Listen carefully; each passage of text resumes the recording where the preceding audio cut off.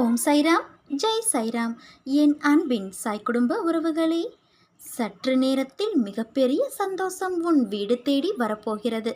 இதை நீ அலட்சியம் செய்து விடாதே குழந்தையே. என் பக்தர்களின் தேவையை நான் நன்கு அறிவேன். அவர்களுக்கு எது நன்மையோ அதை மட்டுமே நான் அளிப்பேன். என்னை நேசிக்கும் ஒருவன் என்னிடம் எந்த வேண்டுதலையும் வைக்க தேவை இருக்காது. எதுவாக இருந்தாலும் அது என்னுடைய விருப்பம் என்பதை நன்கு அறிவான். ஏமாற்றமான சூழ்நிலைகளை அனுபவமாக எடுத்துக்கொள்ள வேண்டுமே தவிர வருத்தப்பட்டு கொண்டே இருந்தால் எதுவும் மாறாது.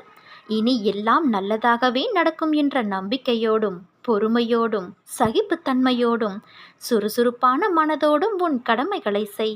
உன்னுடைய காரியம் நிச்சயம் கைகூடும். நீ எப்போதும் மகிழ்ச்சியாக இருக்க பழகிக்கொள். எதற்காகவும் கவலைப்படாதே. எதுவும் இல்லை என்றோ, என்ன நடக்குமோ, என்ன பேசுவார்களோ, என்னிடம் இல்லையே, இப்படி சொல்வதை முதலில் நீ தவிர்த்து விடு. என்னிடம் ஒப்படைத்துவிடு. உன் அனைத்து பாரங்களையும் நான் தாங்கிக் கொள்கிறேன். என் கண்மணிகள் ஒரு நாளும் கலங்கக்கூடாது. உன் அப்பா நான் உன்னோடுதானே இருக்கிறேன். பிறகு எதற்காக நீ கவலைப்படுகிறாய்? எதற்கும் அஞ்சாதே. எதுவுமே நடக்காது. எவரையும் நெருங்கவும் நான் விடமாட்டேன். உன் சுவாசத்தை கூட என் அனுமதியின்றி எவரும் சுவாசிக்க முடியாது. எவரும் உன்னை தவறாக கூட நான் பேச விடமாட்டேன். நீ தேவையில்லாமல் பயப்படுகிறாய் குழந்தையே. உனக்கு தேவைப்படும் அனைத்தும் உன்னை வந்து நிச்சயம் சேரும். இருப்பதை வைத்து சிந்தித்து வாழ கற்றுக்கொள். அனுசரித்து போ. அதில் ஒன்றும் தவறு இல்லை. நாளை உனது தலைமுறை செம்மையாகும். அவசரப்படாமல் இரு. அனைத்தும் உன்னை தேடி வந்து சேரும் காலம் இது. எதிரிகள் இல்லை உனக்கு. இருந்தாலும் ஓடி ஒளிந்து விடுவார்கள். விரைவில் வாழ்க்கையில் மாறுதல்கள் ஏற்பட்டு கண்களில் நீர் வழிய எனது வருகைக்காக நீ காத்திருப்பாய். என் புன்னகைக்காக நீ காத்திருப்பாய்.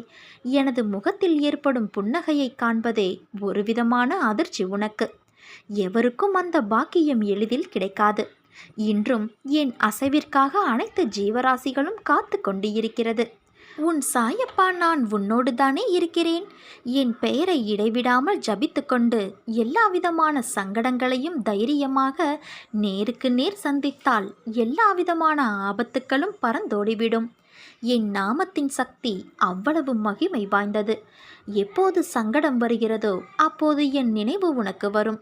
ஏனென்றால் அப்போதுதானே உன் சங்கடம் விலகும். உனக்கு தேவையான புத்தி அனைத்தையும் நான் கொடுத்து உன்னை விடுதலை செய்து காத்து ரட்சிப்பேன். இதை நீ மனதில் வைத்துக்கொள். இன்றைக்கு என்ன உணர்வில் இருக்கிறாயோ அதே உணர்வில் என்றும் இருக்க பழகிக்கொள். எந்தவித முயற்சியும் இல்லாமல் உன்னை நான் கரை சேர்த்து விடுவேன். என்னிடம் நீ திடமான நம்பிக்கை வைத்தாலே போதும். எல்லாம் தானே கிடைக்கும் என்பதில் தளர்வுடையா நம்பிக்கை கொள். எல்லா விளைவுகளுக்கும் ஒரு காரணம் உண்டு. அந்த காரணம் உனக்கு நன்மை தருவதற்கே ஏற்பட்டது என நம்பு. நீ நம்பிக்கையோடு இருந்தால் நல்லதே நடக்கும். சாயிருக்க பயமேன்.